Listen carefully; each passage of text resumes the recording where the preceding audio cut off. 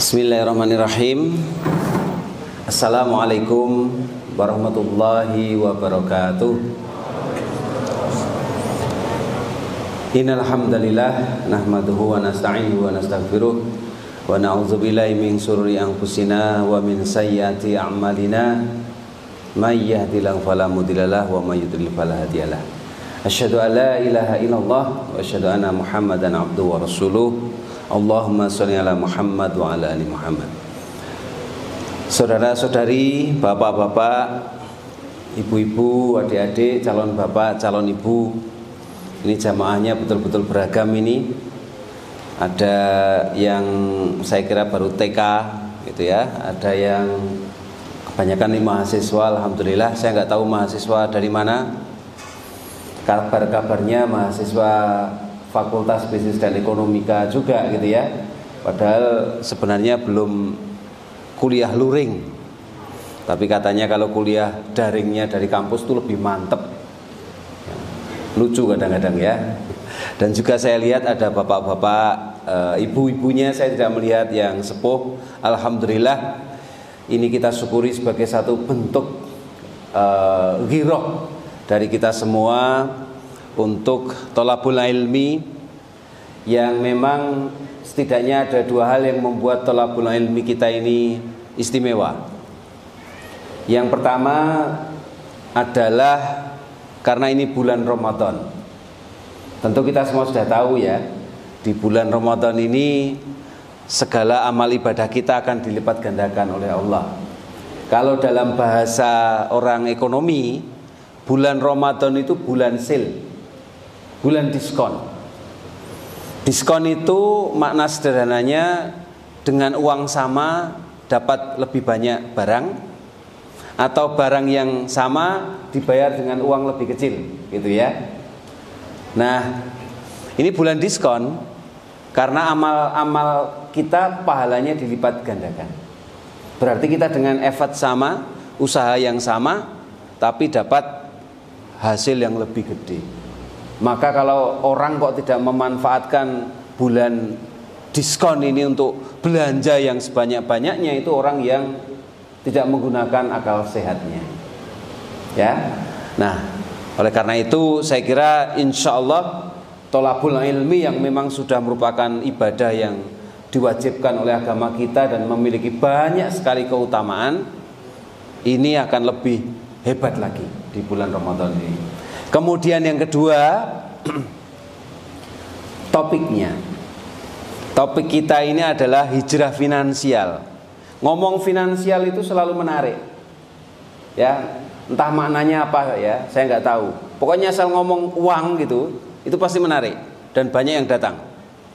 Mungkin imajinasinya ada yang punya bayangan nanti akan dikasih uang, atau sedang puyeng nggak punya uang, kemudian berharap nanti di sana ada jurus-jurus mencari uang gitu ya.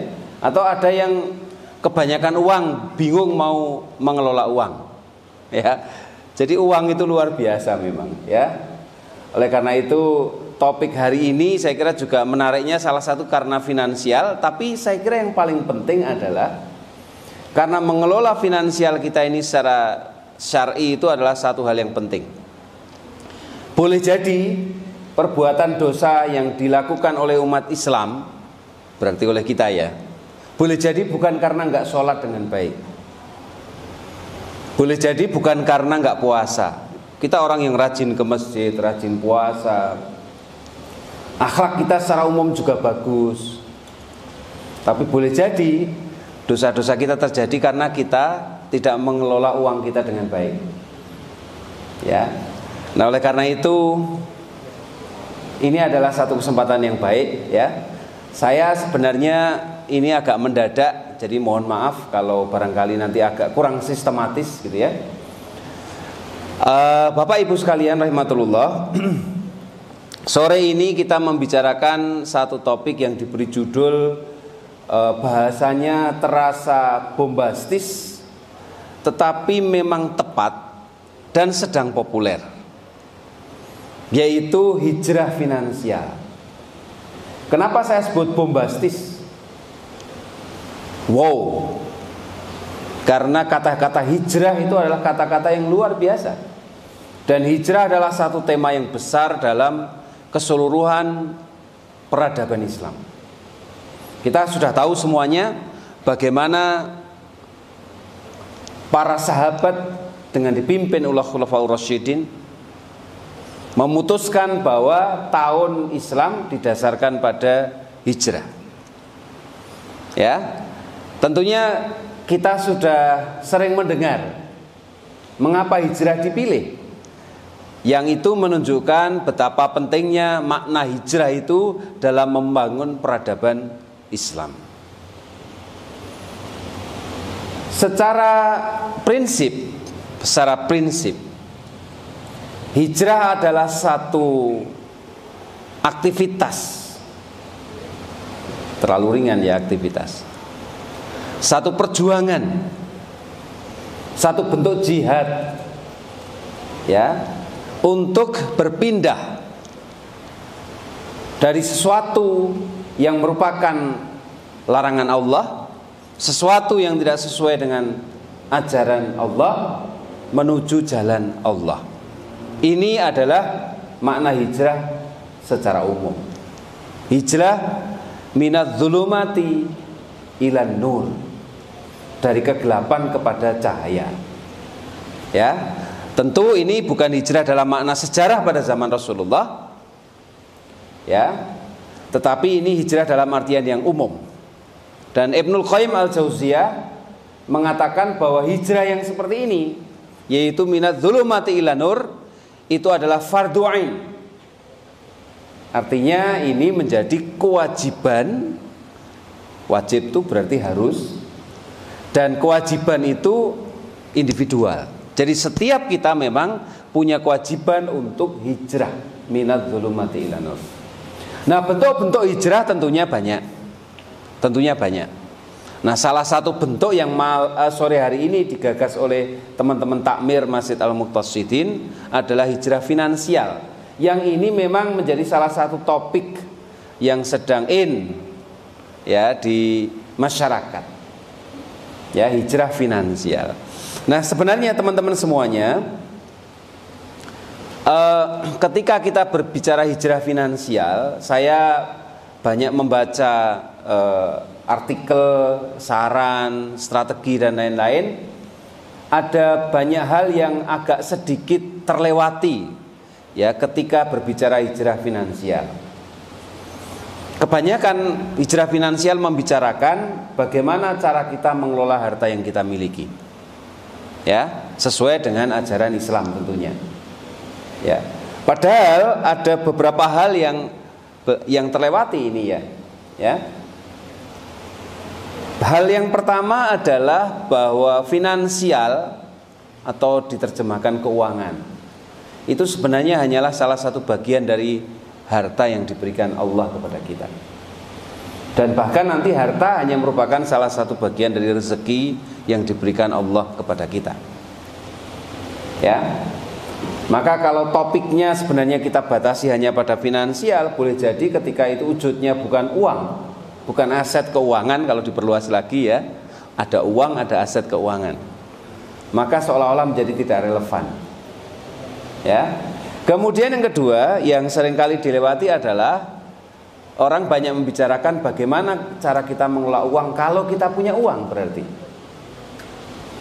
Nah, saya ingin berangkat ya dari satu starting point pembicaraan, titik akhir, bukan titik akhir ya, salah satu titik akhir kita dari titik awal kita di alam akhirat, atau masa pertanggungjawaban kita kepada Allah. Dengan melihat apa yang harus kita pertanggungjawabkan di hadapan Allah nanti berkaitan dengan harta, ya, termasuk keuangan, maka kemudian itu menjadi titik tolak bagi kita. Kita harus berbuat apa? Ya. Nah, berkaitan dengan hal ini, saya kira saya akan mengutip ya salah satu hadis yang sangat populer, yang sudah populer, yaitu hadis yang diriwayatkan oleh At-Tirmizi dan Ad-Darimi yang berkaitan dengan bagaimana nanti proses peradilan kita di hari kiamat. Ya, agar lebih cepat karena waktu. Langsung saja pada terjemahannya, tidak akan bergeser tapak kaki seorang hamba pada hari kiamat sampai ia ditanya pada 4 hal. Ini sudah sangat populer ya kita ya. Yang pertama adalah yaitu tentang umurnya, untuk apa ia dihabiskan. Yang kedua tentang jasadnya, untuk apa ia digunakan. Yang ketiga tentang hartanya, dari mana ia mendapatkannya dan kemanakah ia meletakkannya. Dan tentang ilmunya, apakah ia telah mengamalkannya.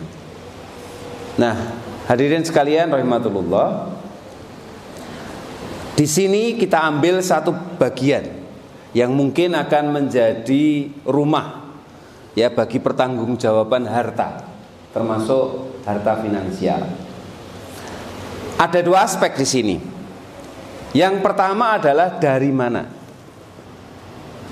ya. Yang kedua kemana. Masalah dari mana ini bukan perkara ringan, sehingga tidak bisa kita abaikan. Jadi kita abaikan dalam hijrah finansial. Yang kita bicarakan hanya bagaimana kita mengelola harta yang kita miliki. Tidak bisa. Ya. Dari mana harta kita itu justru awal dari segalanya. Awal dari segalanya.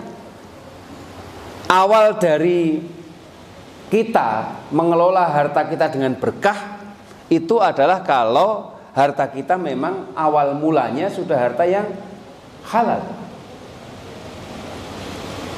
Ya, harta yang halal. Nah, berkaitan dengan hal ini, saya akan mengutipkan sebuah hadis.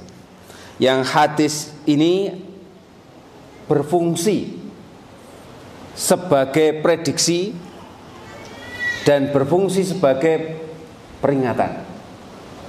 Ya.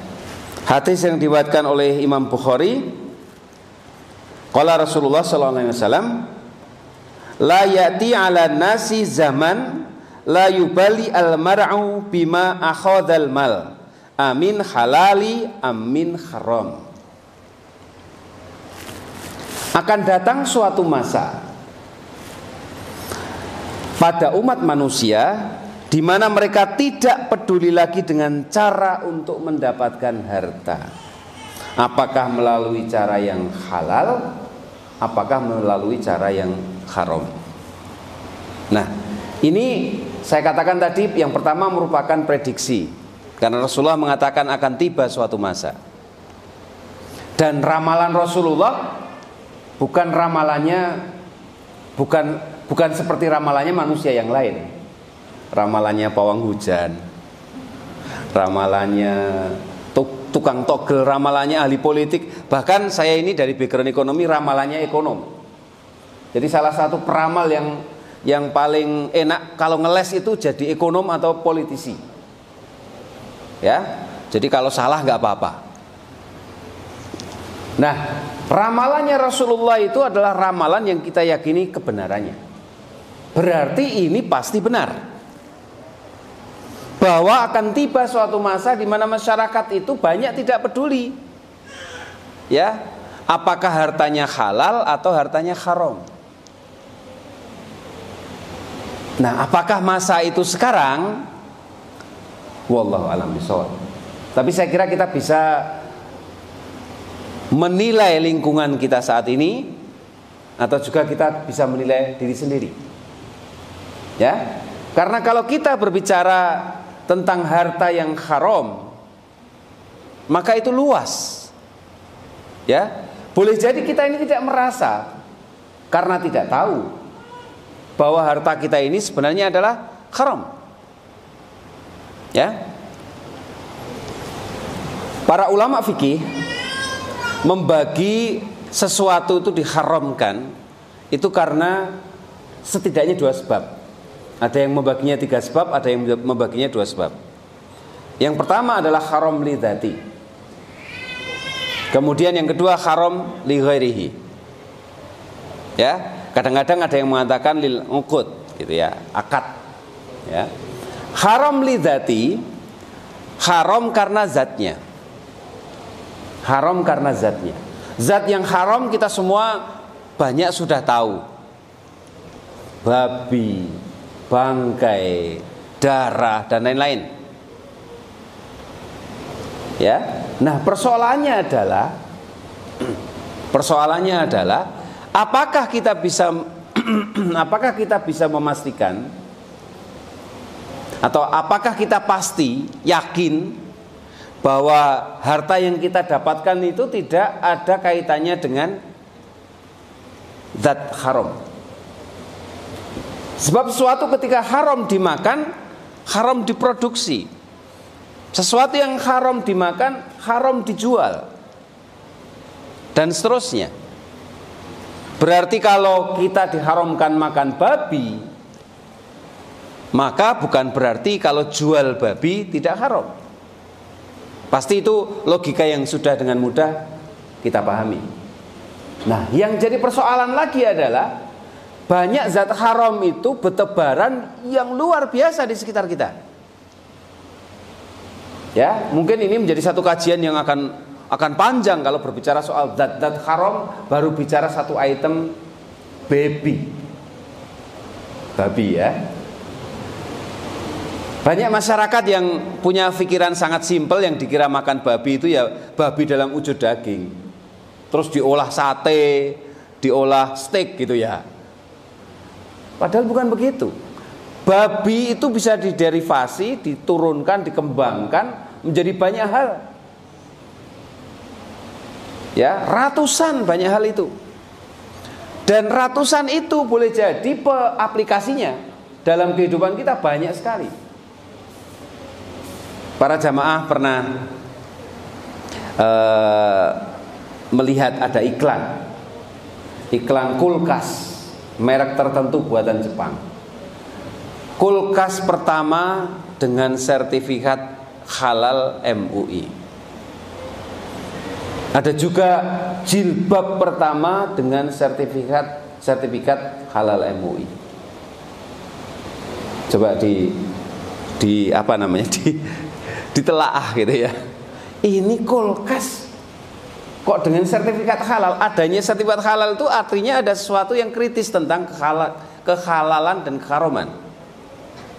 Ya, coba kulkas saja ada titik kritisnya halal haram. Ya, logika sederhananya kalau kulkas itu haram, jualan kulkasnya jadi bermasalah juga kan ya. Padahal saya tanya kepada ketua LPPOM MUI DIY, kulkas haram itu titik kritisnya di mana? Mungkin kalau ada yang lebih tahu nanti bisa sharing ya. Ternyata adalah pada plastiknya. Plastik itu bahan bakunya salah satunya yang paling utama adalah lemak, minyak ya. Dan itu bisa derivat dari babi. Nah, kenapa dari babi? Karena lemak babi itu boleh jadi dia kan relatif bisa diproduksi ya. Dan harganya jadi murah karena itu. Nah, kalau begitu boleh jadi aplikasi dari lemak babi ini banyak dong. Baru plastik saja boleh jadi ada macam-macam. Belum lagi nanti minyak diaplikasikan di yang lain-lain. Ya, oke. Saya tidak ingin masuk ke sini lebih dalam. Saya ingin menceritakan betapa kita berlepas dari keharaman satu hal saja, yaitu babi. Itu tidak mudah. Kita dengan yakin jualan roti, semua hal kita lakukan secara syar'i. Enggak taunya ada bahan tahapannya ya, entah pengembangnya, pelembutnya dan lain-lainnya. Ternyata ada babinya. Kita enggak tahu. Oh, bukan kita enggak tahu. Kalau enggak tahu mungkin akan dikatakan lu enggak tahu gimana hukumnya ya. Ya, katakanlah itu ada ternyata gitu ya. Artinya lepas dari ini saja tidak mudah. Belum lagi kalau kemudian kita berbicara soal li ghairihi, yang selain daripada zatnya itu banyak sekali. Ya, meskipun sebagian ada yang menyederhanakan yang tiga ini asal tidak lepas dari tiga hal. Itu halal. Artinya segala hal li ghairihi ini sebenarnya bertumpu pada tiga hal. Satu adalah adanya kedzaliman, yang kedua adanya riba, dan yang ketiga adanya gharar. Bentuknya nanti bisa macam-macam. Ya. Kita bicara satu hal di Indonesia, suap misalnya, riswah, korupsi. Itu adalah bentuk-bentuk perbuatan haram yang mewabah di Indonesia. Ya, mewabah. Saking mewabahnya tidak perlu kita sebutkan di mana terjadi itu. Bukan berita kalau terjadi sesuatu, terjadi suap, terjadi korupsi, itu bukan berita kalau di Indonesia. Yang berita adalah kalau itu tidak terjadi korupsi. Karena saking biasanya, sampai ada yang mengatakan itu sudah menjadi budaya, membudaya. Ya. Artinya apa? Artinya boleh jadi banyak di antara umat Islam, termasuk kita barangkali, moga-moga bukan yang lenggah di sini, itu hartanya juga mengandung keharaman karena li ghairihi. Ya. Nah, maka makna hijrah kita ingin memperbaiki harta kita ini dari yang tadinya tidak sesuai dengan ajaran Islam menuju ke yang sesuai ajaran Islam, termasuk pada sisi ini.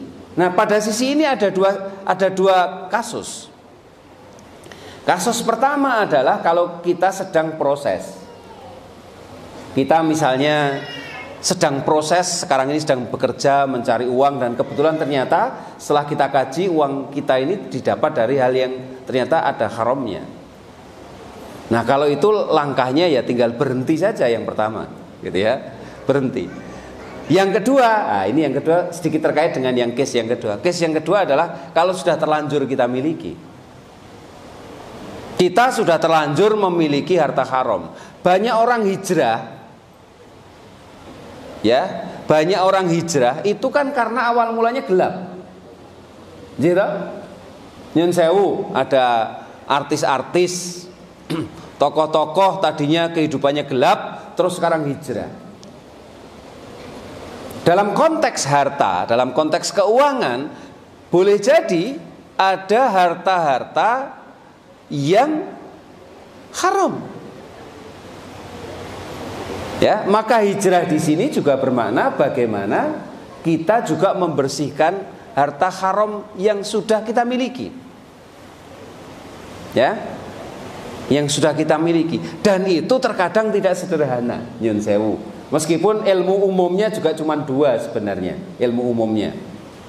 Satu, kalau harta haram itu adalah haram lidati artinya haram itu zatnya, maka tidak bisa tidak ya hanya dimusnahkan. Kita punya warisan dari orang tua, wine yang usianya ratusan tahun misalnya gitu. Ya, atau patung dari tulang babi yang nilainya miliaran gitu ya. Kalau itu haramnya karena lidzati, ya sudah dimusnahkan. Nggak bisa, oh karena ini ada orang lain yang minum wine kita kasihkan aja, atau kita jual uangnya nanti kemudian uangnya kita gunakan, nggak bisa. Sejauh yang saya ketahui kalau haram lidzati ini ya udah harus dimusnahkan. Kalau haram li ghairi dzati, li ghairihi, wah ini nanti agak rumit ini. Karena penyelesaian harta yang karena ini akan dilihat dari sifat atau bentuk-bentuk dulu cara memperoleh hartanya bagaimana. Kalau itu nyuri boleh jadi harus dikembalikan pada yang punya. Ya. Tapi bagaimana kalau menipu seluruh rakyat Indonesia gitu ya? Gimana caranya? Ya. Nah, itu agak sedikit rumit gitu ya. Nah, tapi intinya poinnya Ibu dan Bapak sekalian, hal pertama yang harus kita lakukan dalam hijrah adalah berkaitan dengan hal ini. Karena tidak ada gunanya kita mengelola harta yang kita miliki ini dengan cara halal, thayyib, tapi kalau ternyata status awalnya ini sudah tidak halal gitu. Nah, kalau untuk teman-teman mahasiswa yang belum punya duit, ya pesan saya hanya simpel. Satu, berarti nanti kalau cari duit yang halal. Jadi Anda mencari duit yang halal itu dimulai dari saat Anda mencari pekerjaan. Dan Anda saat mencari pekerjaan itu adalah saat yang paling tepat untuk menentukan saya harus dapat pekerjaan yang halal. Kenapa? Karena kalau Anda tidak memilih sekarang, memilihnya nanti sudah terlanjur jadi direktur utama, jadi pimpinan provinsi, jadi petinggi perusahaan itu, ya, atau menjadikan pekerjaan itu pekerjaan yang benar-benar Anda andalkan dalam kehidupan, dan Anda tiba-tiba sadar, aduh, ini haram, tidak mudah keluarnya. Ya, tidak mudah keluarnya. Tapi kalau saat Anda sedang mau cari, belum ada risiko apa-apa, maka ketika cari kerja itu pastikan pekerjaan yang akan kita ambil adalah pekerjaan yang halalan thayyiban. Ya. Nah, yang belum cari kerja, seluruh hartanya, uangnya masih dari orang tua. Nah, pesan saya adalah, ya mari kita lihat orang tua kita. Ya. Saya itu memiliki satu dugaan. Segala bentuk carut marut keharaman harta di Indonesia, apakah yang sifatnya lidzati li ghairihi, wabil khusus korupsi, suap dan lain-lain itu, pemberantasannya akan lebih efektif salah satunya kalau dimulai dari keluarga.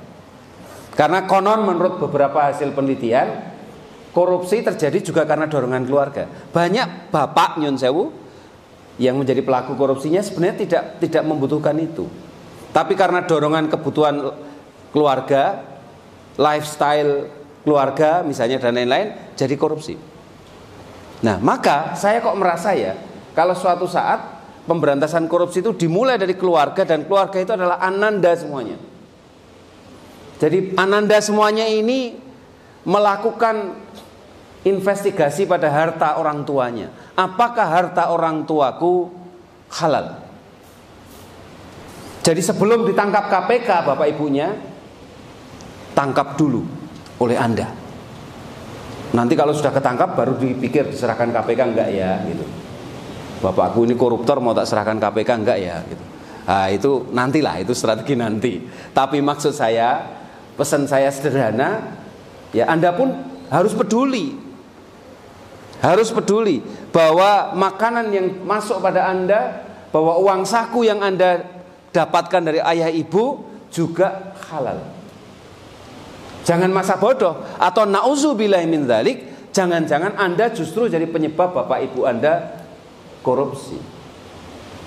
Gara-gara nuruti keinginan anak, anaknya kalau nggak diturutin ngancam, saya nggak mau kuliah di Jogja kalau nggak diberikan Ferrari.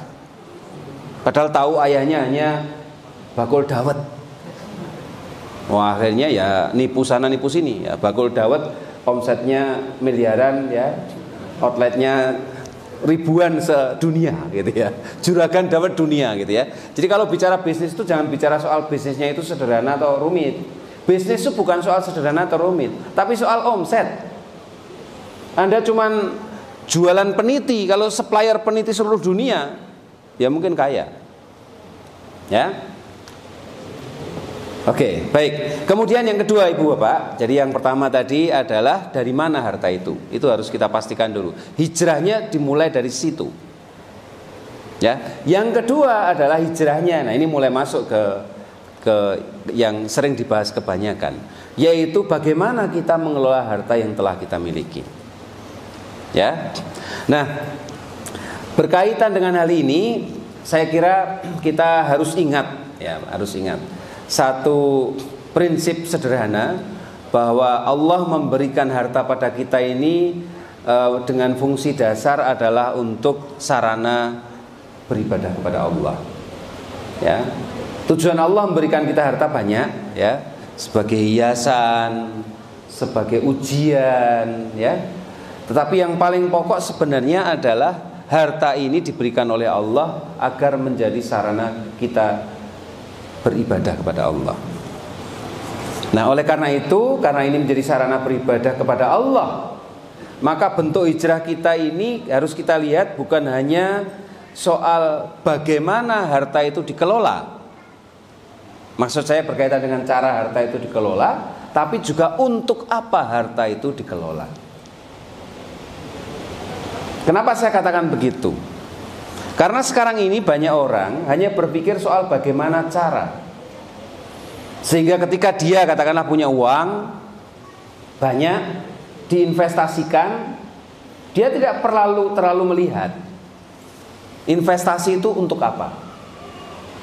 As long as itu halal, fine. Sehingga kalau boleh saya rumuskan, tujuan kita mengelola uang kita adalah bagaimana kita mendapatkan hasil optimal dan halal. Jadi kalau saya itu kebetulan juga sedikit ngajar matematika. Jadi ekonomi itu konon katanya adalah ilmu yang bertujuan utama untuk optimasi. Nah, kenapa optimasi?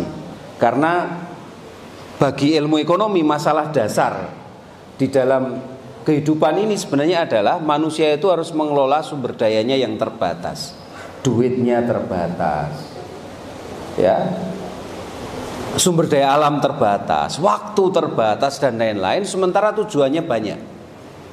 Ya, maka kemudian bagaimana dengan mengelola sumber daya yang terbatas ini bisa tercapai tujuan? Maka sebagian ahli ekonomi mengatakan ilmu ekonomi itu sebenarnya esensinya adalah ilmu tentang pilihan agar pilihan itu optimal. Oke, maka nanti alat analisis utamanya kalau matematika optimasi. Banyak orang itu yang hanya peduli dengan optimasi. Jadi saya punya duit yang saya investasikan dengan cara yang saya yakini halal, ya.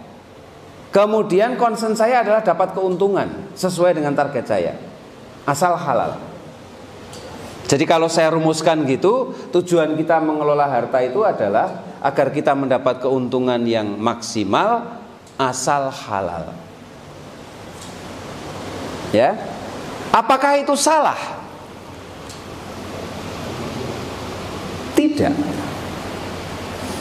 Tidak salah. Sebab mengelola harta ini termasuk aktivitas muamalah. Ya. Dan kaidah dasar dalam aktivitas muamalah adalah asal sesuatu itu boleh kecuali dilarang. Artinya asalkan sesuatu itu nggak dilarang, boleh. Dan mencari keuntungan itu sesuatu yang tidak dilarang, asal halal. Oke? Al aslu fi muamalah al ibahah. Jadi itu nggak salah, nggak dilarang, nggak haram seperti itu. Cuman kalau kita berbicara kembali, kenapa Allah memberikan harta pada kita? Yaitu agar harta itu menjadi sarana kita beribadah kepada Allah. Maka tujuan kita mengelola harta bukan sekedar untuk mencari keuntungan maksimal, tetapi adalah mencari mana agar harta kita ini punya nilai ibadah yang paling tinggi. Sebab begini Bapak dan Ibu, dalam dunia nyata seringkali kita dihadapkan pada pilihan. Ada katakanlah pilihannya disederhanakan, ada dua pilihan. Satu pilihan mengelola uang untuk satu proyek. Proyek ini nggak terlalu memberikan manfaat yang besar bagi umat. Nggak terlalu.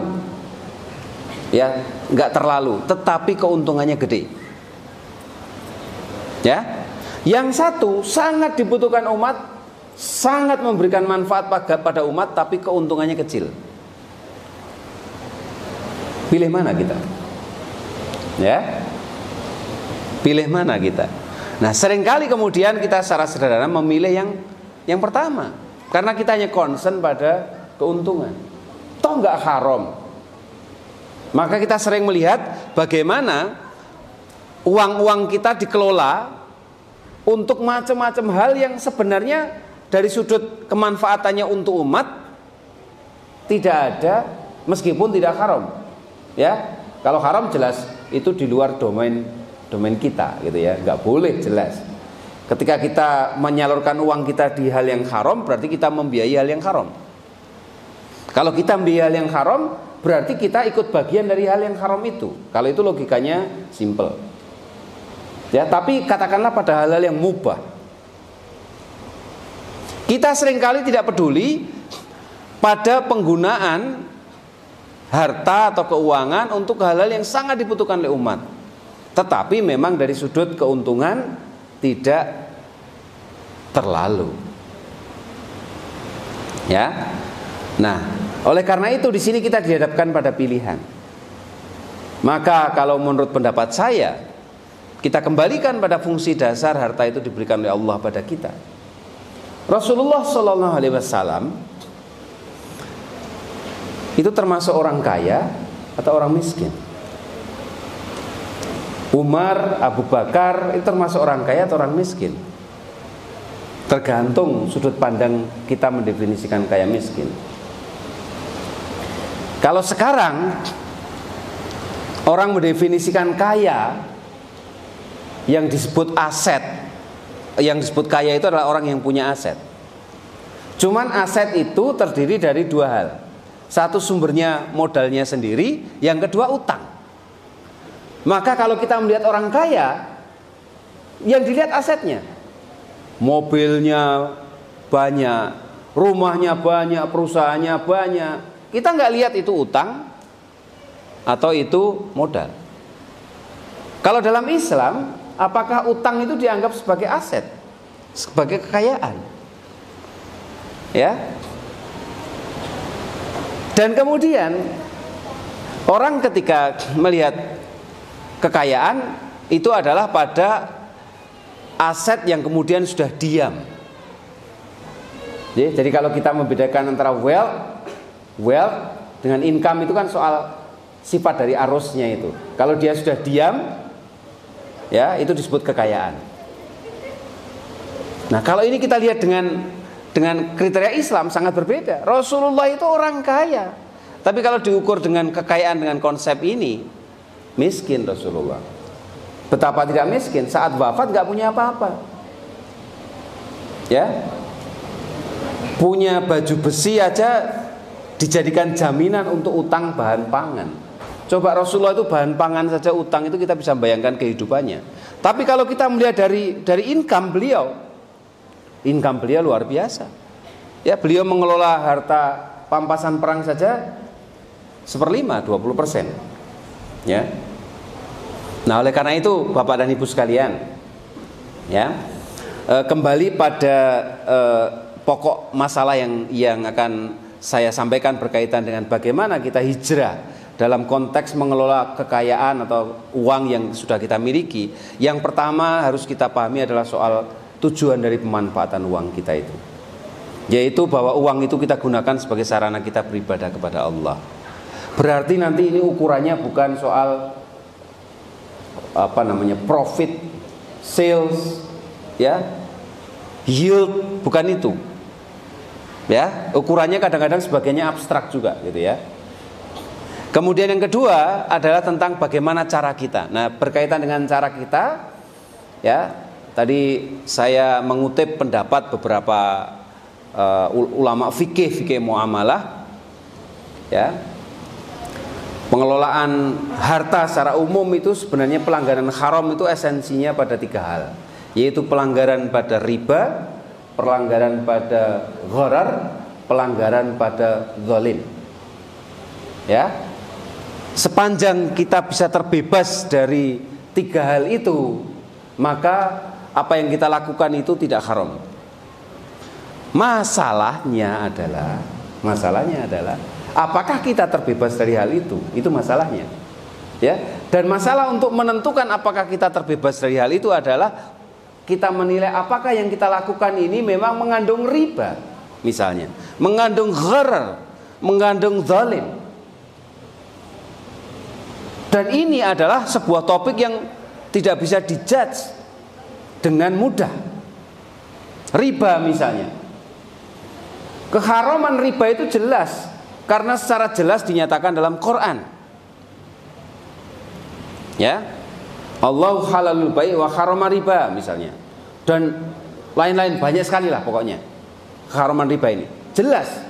Tapi yang jadi pertanyaan adalah apa sih yang termasuk dalam riba? Rasulullah mengatakan riba itu ada 73 macam, berarti banyak. Dan pertanyaan yang lebih spesifik lagi adalah apakah yang termasuk dalam riba di era kehidupan kita sekarang? Itu yang tidak mudah. Dan karena itu banyak tidak dibahas dalam Quran, dan hadis secara eksplisit, maka itu kemudian menjadi ranah fatwa. Nah, begitu masuk ranah fatwa, disitulah terjadi perbedaan pendapat. Ya, nah, apakah itu berarti kemudian kita bebas untuk bersikap semaunya? Tentunya tidak. Ya, kita harus memilih fatwa yang kita yakini, bukan kita sukai. Yang kita yakini dalam arti benar, bukan kita sukai karena itu menguntungkan kita.